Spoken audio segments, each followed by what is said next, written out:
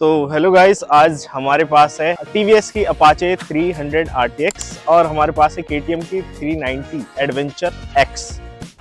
ये बाइक को चलाने के बाद और बैठने के बाद मेरे को ना बहुत स्लीक सी फील हो रही है। जब मैंने इसकी टर्निंग रेडियस को चेक किया तो इसका टर्निंग रेडियस भी बहुत कम है, तो it does feel like adventure bike जो कि आपके विद इन कंट्रोल है, विद इन योर स्कोप है, तो आप इजीली इसको हैंडल कर पाते हो।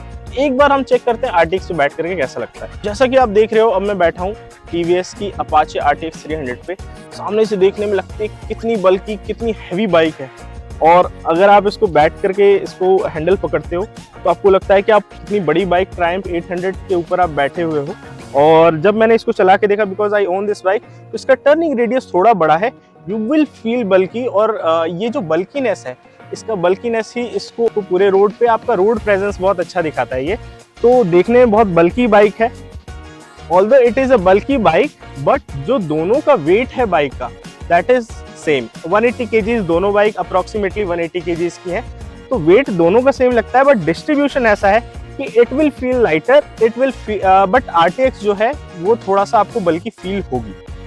तो बाइक जो है दोनों लगभग सेम कैटेगरी की है, बट ये अप्रोक्सीमेटली 100 cc ज़्यादा है, तो आप इससे टॉप स्पीड थोड़ी सी ज़्यादा एक्सपेक्ट कर सकते हो।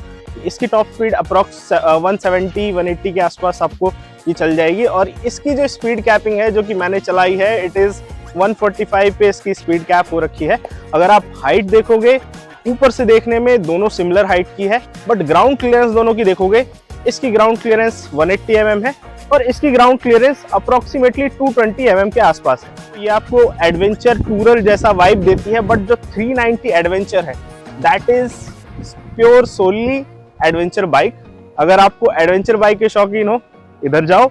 अगर आप रॉ पावर के दीवाने हो, why not go for KTM adventure 390X। और अगर आपको चाहिए कि सब में से मुझे थोड़ा थोड़ा सब कुछ मिल जाए, मैं कोई हार्डकोर एडवेंचर राइडर नहीं हूँ, या मैं हार्डकोर टूरिंग नहीं करता, या मुझे शहर में भी चलानी है, तो सबका मिक्स आपको इस पे मिल जाएगा। हाँ, जो दोनों में डिफरेंस ये है कि इसके साथ आपको क्विक शिफ्टर नहीं मिलता है, इसके साथ आपको क्विक शिफ्टर मिल जाता है। इसके साथ क्रूज कंट्रोल नहीं आता, इसमें cruise control as a standard आता है। जो इसका 390 वाला जो वर्जन है, ये X मॉडल है, तो इसके साथ ये चीज़ें अवेलेबल नहीं है, बट इसके हायर मॉडल पे ये अवेलेबल है। सबसे बढ़िया चीज़ एक और जो KTM एडवेंचर एक्स जो कि RTX से अलग बनाती है, वो है इसका ट्रैवल सस्पेंशन। इसके ट्रैवल सस्पेंशन से अप्रोक्सीमेटली 30 mm ज़्यादा है। यानी कि आप देख सकते हो सामने के सस्पेंशन और इसके सस्पेंशन में कितना फासला है। और कुछ चीज़ें और बात कर लेते हैं, जैसे इसमें आपको एडजस्टेबल सस्पेंशन मिल जाते हैं। 390 एडवेंचर एक्स में एडजस्टेबल सस्पेंशन नहीं है, तो कंफर्ट के मामले में आप इसको कस्टमाइज कर सकते हो। और इसको ऑलरेडी इस तरीके से बनाया गया है कि आप जैसे एडवेंचर पे लेके चलो, ये चलना शुरू कर देगी। सो ये जो दोनों ही बाइक आपके सामने दिख रही हैं, इन दोनों में आपको LED सेटअप तो मिल ही जाता है, कोई भी हैलोजन लैम्प सेटअप नहीं है। सो अगर आप KTM में देखो तो आपको प्रोजेक्टर हेडलैम्प मिल जाते हैं, बहुत ही खूबसूरत और कुछ एलियन सी वाइब देते हैं, लेकिन खूबसूरत लगते हैं। जिस तरीके से इस मतलब फ्रंट लुक को डिजाइन किया गया है, दैट इज वेरी गुड। और TVS की अपाचे देखो, this is all LED segment, आपको सारी चीज में LED मिल जाती है। लेकिन इसकी एक खास बात मैं आपको बताना चाहूँगा, क्योंकि मैं RTX ओन करता हूँ, तो मुझे पता है कि इसमें ना आपको हेडलाइट को टच करने की जरूरत ही नहीं है। अगर बाइक को फील होता है there is a low light, ये हेडलाइट्स अपने आप ऑन हो जाती हैं, so you won't feel a thing. और इसमें जैसा है कि मैनुअल कंट्रोल्स हैं, you can control high beam, low beam. और इसमें क्या है, DRL आपकी जलती रहती है, लेकिन आपको अगर लगता है कि लाइटिंग कंडीशंस कम है, आप मैनुअली भी स्विच कर सकते हो। बट चूंकि इसमें ऑटोमेटिक DRLs हैं ही है, तो जैसे ही लाइट अगर कम फील होती है तो ऑटोमेटिक ऑन हो जाती है। So that is a very good feature in the RTX। दोनों बाइक्स में आपको अलॉय व्हील्स मिल जाते हैं, और इसके साथ साथ इसकी सीट, अगर आप दोनों की सीट देखो, RTX की जो सीट है वो आपको स्प्लिट सीट मिलती है, और जो कि बहुत ही टूरिंग में मैंने चला रखा है, अप्रॉक्सीमेटली 1000 किलोमीटर्स भी मैंने चलाया है, तो ये बहुत ही कंफर्टेबल लगती है। मेरे को कहीं भी ऐसा फील नहीं होता कि दिस इज वेरी हार्ड। और जो KTM ने बनाई है, KTM की although it is not a split seat, but it is very comfortable, और एडवेंचर के हिसाब से, सैडलिंग के हिसाब से बहुत ही जस्टिफाइड सीट बना रखी है। और जो टेल लाइट एक बार देख लेते हैं, टेल लाइट और इसके indicator, side indicators both are all LED setup. बहुत छोटी सी टेल लाइट है, लेकिन बहुत ही प्यारी देखने में लग रही है, और ग्रैब रेल्स भी अच्छे खासे चौड़े दे रखे हैं। सेम थिंग्स एक बार हम देखते हैं RTX में। RTX में भी आप देख रहे हो तो साइड के इंडिकेटर्स जो है ऑल LEDs, और इसमें भी थोड़ी छोटी ही टेल लाइट है, लेकिन देखने में खूबसूरत है, बहुत अच्छे से डिजाइन कर रखी है। और जो इसका जो ग्रैब रेल है, पिलियन का जो ग्रैब रेल है वो काफी चौड़ा, काफी भारी दे रखा है, तो जो पीछे बैठा है तो उसको जरा भी ऐसा फील नहीं होगा कि अगर झटके भी लगे तो they can easily grab the rails for them. तो जहां तक बात है, एक बार हम देख लेते हैं इसका माइलेज क्या है। आपने मेरे राइट साइड में जो RTX खड़ी है, इसका माइलेज जो है अप्रोक्सीमेटली 32 किलोमीटर पर लीटर है। और इसका टैंक जो है, ऑल्दो देखने में बहुत बल्कि है, जैसा आप देख पा रहे हो ये बहुत बल्कि टैंक लगता है, but this can only store 12.5 litres. तो अगर आप कहेंगे कि एक बार फुल टैंक करने पे कितनी चल जाएगी, तो अप्रोक्सीमेटली 400 किलोमीटर आपको दे देना चाहिए, but depending upon the riding conditions तो मैं मान के चलूंगा 350 से 400 आपको इजीली दे पाएगी। अब बात कर लेते हैं 390 एडवेंचर एक्स की। 390 एडवेंचर एक्स जो आती है वो 14.5 लीटर्स, देखने में इतना छोटा टैंक लग रहा है, but still it can hold up to 14.5 litres. बट माइलेज के मामले में कहूंगा, कंपनी क्लेम करती है 27 से 30, तो फिर वही मल्टीप्लाई करके देखे तो ये भी 390 किलोमीटर फुल टैंक में आपको दे पाएगी। तो मैं कहूंगा depending upon the riding conditions, doesn't matter कि आप ये बाइक ले रहे हैं वो बाइक ले रहे हैं, दोनों आपको according to their fuel tank capacity approximately 350 to 400 kilometre तक आपको एक बार टैंक फुल कराने पे ले जाएंगे। मेरी हाइट जो है 5 फुट 8 इंच है। एक बार दोनों बाइक्स पे बैठ करके देख लेते हैं कि यार कोई चैलेंज तो नहीं है मेरे लिए इन दोनों बाइकों को चलाने के लिए, तो एक बार चेक कर लेते हैं। पहले देखते हैं अपाचे RTX।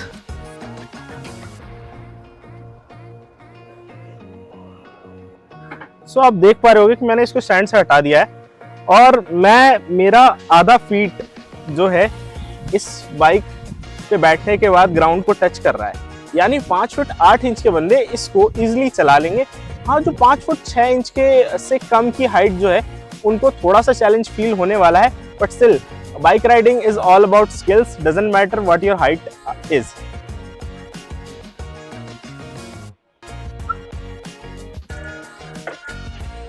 तो इस बाइक को भी मैंने स्टैंड से हटा लिया है और आप देख पा रहे हो कि मेरा इसमें भी आधा फीट जो है टच हो रहा है ग्राउंड पे।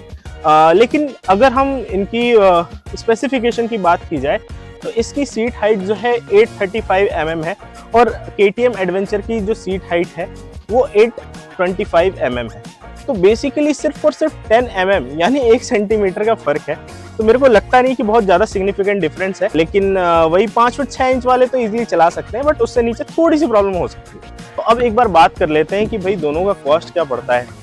TVS RTX जो है आपको base model 1.99 lakh ex showroom, 2.39 lakh BTO version इसका आपको पड़ जाता है एक्स शोरूम। जहाँ तक बात करते हैं 390 एडवेंचर एक्स की, तो ये आपको अप्रोक्सीमेटली 2.8 से 3 लाख, अगर आप देखा जाए तो अप्रोक्सीमेटली 70,000 से 80,000 का डिफरेंस है।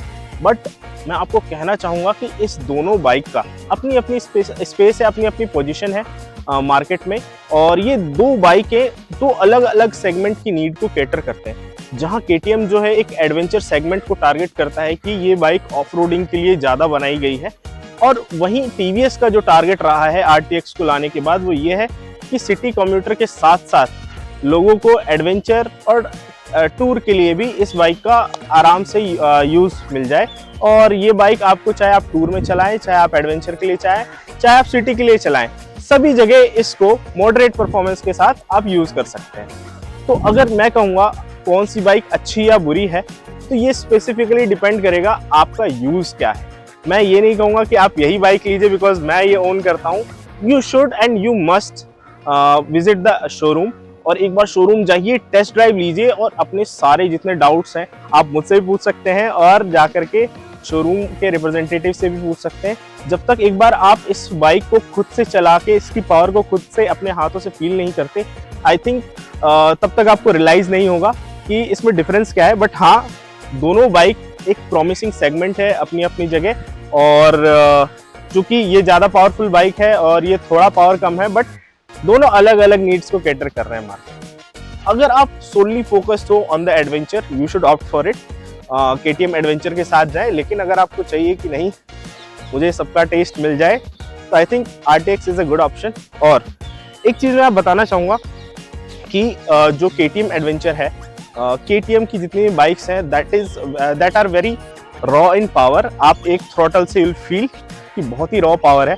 तो अगर आप इनिशियल बाइक या आपकी पहली बाइक ये है, तो मैं ये कहना चाहूंगा कि इतनी ज्यादा पावरफुल बाइक की आपको रिक्वायरमेंट नहीं है। अगर आप ग्रेजुअली सीखना चाह रहे हो कि you are going into the adventure या टूरर सेगमेंट, तो आप मेरे हिसाब से अगर 300 सीसी का इंजन है, it is a good engine to learn and upgrade yourself. 2, 3, 4, 5 साल इसको चलाइए, फिर उसके बाद 400 सीसी के सेगमेंट में, 350, 400, 500 सीसी के सेगमेंट में आप जाइए।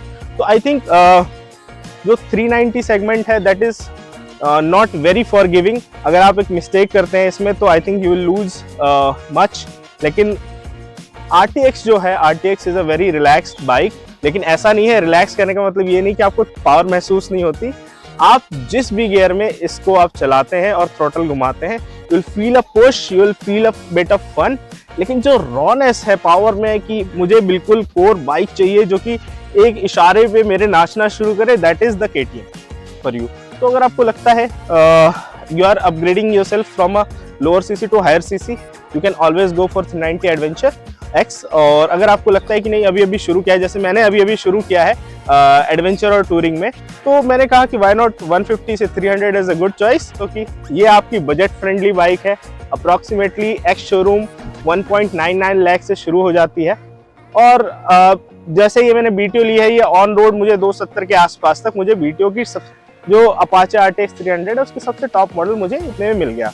और बात करें 390 एडवेंचर की, तो ये आपको लगभग 3.25 लाख के आसपास, 3.5 लाख से 4.25 लाख के आसपास आपको ऑन रोड ये मिल जाती है। इसके अलावा आपको कोई भी सवाल है आप मेरे से कमेंट सेक्शन में पूछ सकते हैं। आप मेरे को रीच आउट कर सकते हैं Apex Octane यूट्यूब और इंस्टाग्राम पे। अगर वीडियो पसंद आई हो तो लाइक और सब्सक्राइब करिएगा। Thank you.